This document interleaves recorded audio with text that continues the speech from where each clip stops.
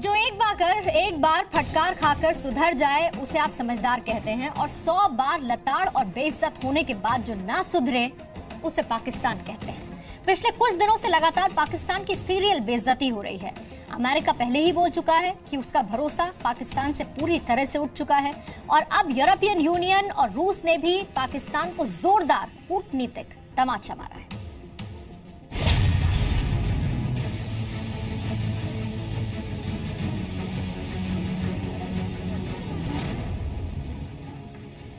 The situation regarding human rights in Pakistan is very difficult.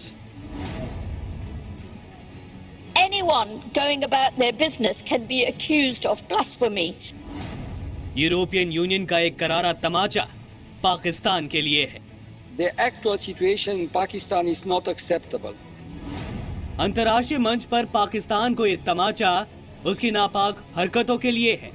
Those who belong to vulnerable groups like the Ahmadis live their lives in fear with no democratic rights, yet the government fails to protect them.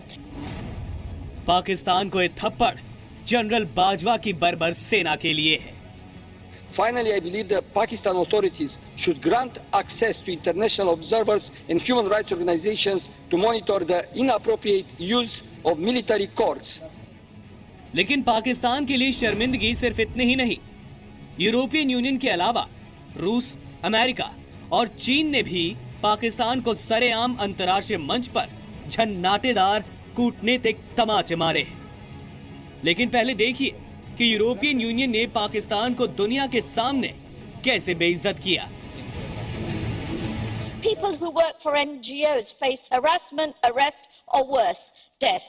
How many people are on death row under the vague blasphemy laws? We do not know because there is no transparency. Anyone going about their business can be accused of blasphemy. Those who belong to vulnerable groups like the Ahmadis live their lives in fear with no democratic rights, yet the government fails to protect them. European संसद ने अपने प्रस्ताव में सबसे गहरी चिंता जताई है पाकिस्तान में धार्मिक कट्टरता और अल्पसंख्यकों पर बढ़ते हमलों पर। यूरोपीय संसद ने कहा कि पाकिस्तान में अल्पसंख्यक डर के साए में जीने को मजबूर है। वहां किसी को भी ईश निंदा कानून के तहत गिरफ्तार किया जा सकता है। The situation regarding human rights in Pakistan is very difficult. Several minority people were killed, persecuted, because without being protected by the government. One issue I want to highlight in particular, the so-called blasphemy laws. I want to ask the High Commissioner to urge the government of Pakistan to review these laws, or even better, to abolish them. European संसद ने कुलभूषण जाधव का नाम लिए बिना पाकिस्तान की सेना पर गंभीर सवाल उठाए और कहा कि पाकिस्तान आर्मी जिस मनमाने ढंग से फैसले सुनाती है वो बेहद चिंताजनक है। The actual situation in Pakistan is not acceptable. The death penalty is a cruel and inhumane punishment that fails to act. I strongly support the call for the universal abolition of capital punishment and on Pakistan to reinstate a moratorium for the full abolition of the death penalty. Pakistan authorities should grant access to international observers and human rights organizations to monitor the inappropriate use of military courts. यूरोपीय संसद ने कहा कि पाकिस्तान में मानव अधिकार की हालत बेहद गंभीर है। वहां आरोपियों को बचाव का मौका नहीं मिलता। उन्हें या तो मार दिया जाता है या फिर गायब कर दिया जाता है। यूरोपियन यूनियन के अलावा पाकिस्तान पर अगला तमाचा जड़ा अमेरिका ने। अमेरिकी सेनेटर बॉब कार्कर ने नवाज शरीफ के उस झूठ को बेपर्दा कर दिया जो उन्होंने 9 जून को दुनिया के सामने कजाकिस्तान के अस्ताना में बोला था। Mr. President, we fully endorse the SCO's resolve to fight the twin evils of terrorism and extremism. Pakistan has fought its own fierce war against international terrorism and violent extremism, and with the grace of God, we have been able to turn around the security and economic situation in our country. Nawaz के इस झूठ की बखियां उधेड़ते हुए America की विदेश संबंध समिति के चेयरमैन बॉब कार्कर ने कहा है कि पाकिस्तान की खुफिया एजेंसी ISI के हक्कानी नेटवर्क से संबंध है और पाकिस्तानी सरकार चाहे तो इसे खत्म कर सकती है, लेकिन पाकिस्तान अमेरिका को आतंक से लड़ाई के नाम पर धोखा दे रहा है। और इसीलिए अमेरिका को पाकिस्तान को आर्थिक मदद बंद कर देनी चाहिए। इसके अलावा रूस ने भी कश्मीर मुद्दे पर पाकिस्तान का झूठ उजागर किया और उसे कड़ा संदेश दिया। रूस के राष्ट्रपति पुतिन की ओर से जारी बयान में कहा गया है कि उसने कभी भारत और पाकिस्तान के बीच कश्मीर मुद्दे पर मध्यस्थता की बात नहीं की। पाकिस्तान ने दावा किया था कि रूस कश्मीर मुद्दे पर दखल देने की तैयारी में है, जिस पर रूस ने कहा है कि वह ऐसी गलत बातों को न फैलाए। कश्मीर मुद्दे पर पाकिस्तान के दोस्त चीन ने भी उसे तगड़ा झटका दिया है। चीन ने कहा है कि शंघाई सहयोग संगठन में द्विपक्षीय मुद्दे नहीं उठाए जाएंगे। मतलब साफ है कि चीन को लगता है कि पाकिस्तान कश्मीर का मुद्दा उठाकर एससीओ का माहौल खराब कर सकता है, यानी पाकिस्तान शंघाई सहयोग संगठन में कश्मीर मुद्दा नहीं उठा पाएगा। चीन की तरह पाकिस्तान के करीबी सऊदी अरब का भी उससे भरोसा उठ चुका है। कतर और सऊदी अरब की लड़ाई में पाकिस्तान बुरी तरह फंस चुका है। सऊदी अरब के शाह सलमान ने नवाज शरीफ से पूछा है कि पाकिस्तान सऊदी के साथ है या फिर कतर के। सऊदी अरब में ही पाकिस्तान के प्रधानमंत्री नवाज शरीफ की बेइज्जती हो चुकी है, जब इस्लामिक देशों के सम्मेलन में अमेरिकी राष्ट्रपति ट्रंप उनसे मिले तक नहीं। कोई और देश होता तो इतनी लताड़, इतनी बेइज्जती के बाद शर्म से डूब जाता, लेकिन जो तमाम बेइज्जती के बाद भी बाज ना आए, उसे ही तो पाकिस्तान कहते हैं। Bureau report, Zee media.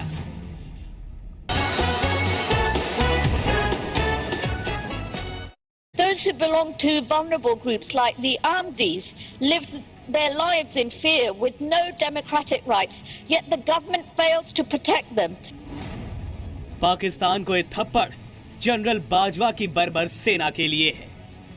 Finally, I believe the Pakistan authorities should grant access to international observers and human rights organizations to monitor the inappropriate use of military courts. लेकिन पाकिस्तान के लिए शर्मिंदगी सिर्फ इतनी ही नहीं। यूरोपियन यूनियन के अलावा रूस, अमेरिका और चीन ने भी पाकिस्तान को सरेआम अंतर्राष्ट्रीय मंच पर झन्नाटेदार कूटनीतिक तमाचे मारे। लेकिन पहले देखिए कि यूरोपियन यूनियन ने पाकिस्तान को दुनिया के सामने कैसे बेइज्जत किया। People who work for NGOs face harassment, arrest or worse, death. How many people are on death row under the vague blasphemy laws? We do not know because there is no transparency. European संसद ने कुलभूषण जाधव का नाम लिए बिना पाकिस्तान की सेना पर गंभीर सवाल उठाए और कहा कि पाकिस्तान आर्मी जिस मनमाने ढंग से फैसले सुनाती है वो बेहद चिंताजनक है। The actual situation in Pakistan is not acceptable. The death penalty is a cruel and inhumane punishment that fails to act. I strongly support the call for the universal abolition of capital punishment and on Pakistan to reinstate a moratorium for the full abolition of the death penalty. Pakistan authorities should grant access to international observers and human rights organizations to monitor the inappropriate use of military courts. European संसद ने कहा कि पाकिस्तान में मानव अधिकार की हालत बेहद गंभीर है। वहाँ आरोपियों को बचाव का मौका नहीं मिलता। उन्हें या तो मार दिया जाता है या फिर गायब कर दिया जाता है। यूरोपियन यूनियन के अलावा पाकिस्तान पर अगला तमाचा जड़ा अमेरिका ने। अमेरिकी सेनेटर बॉब कार्कर ने नवाज शरीफ के उस झूठ को बेपर्दा कर जो एक बार फटकार खाकर सुधर जाए उसे आप समझदार कहते हैं, और 100 बार लताड़ और बेइज्जत होने के बाद जो ना सुधरे उसे पाकिस्तान कहते हैं। पिछले कुछ दिनों से लगातार पाकिस्तान की सीरियल बेइज्जती हो रही है। अमेरिका पहले ही बोल चुका है कि उसका भरोसा पाकिस्तान से पूरी तरह से उठ चुका है, और अब यूरोपियन यूनियन और रूस ने भी पाकिस्तान को जोरदार कूटनीतिक तमाचा मारा है।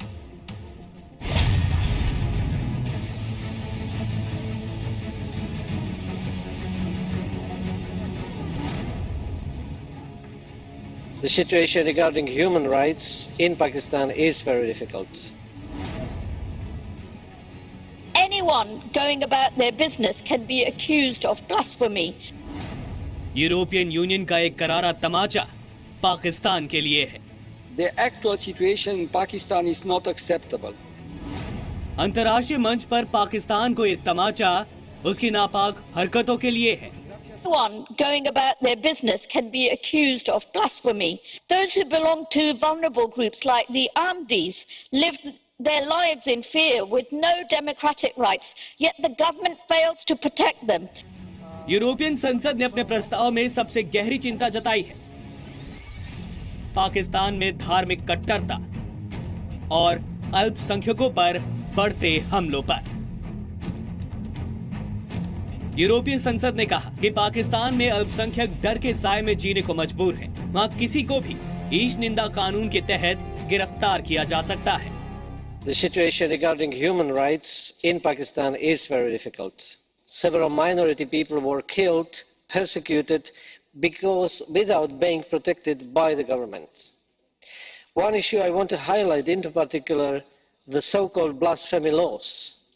I want to ask the High Commissioner to urge the government of Pakistan to review these laws, or even better, to abolish them. कर दिया जो उन्होंने 9 जून को दुनिया के सामने कजाकिस्तान के अस्ताना में बोला था। Mr. President, we fully endorse the SCO's resolve to fight the twin evils of terrorism and extremism. Pakistan has fought its own fierce war against international terrorism and violent extremism. And with the grace of God, we have been able to turn around the security and economic situation in our country. Nawaz के इस झूठ की बखियां उधेड़ते हुए America की विदेश संबंध समिति के चेयरमैन बॉब कार्कर ने कहा है कि पाकिस्तान की खुफिया एजेंसी ISI के हक्कानी नेटवर्क से संबंध है और पाकिस्तानी सरकार चाहे तो इसे खत्म कर सकती है, लेकिन पाकिस्तान अमेरिका को आतंक से लड़ाई के नाम पर धोखा दे रहा है और इसीलिए अमेरिका को पाकिस्तान को आर्थिक मदद बंद कर देनी चाहिए। इसके अलावा रूस ने भी कश्मीर मुद्दे पर पाकिस्तान का झूठ उजागर किया और उसे कड़ा संदेश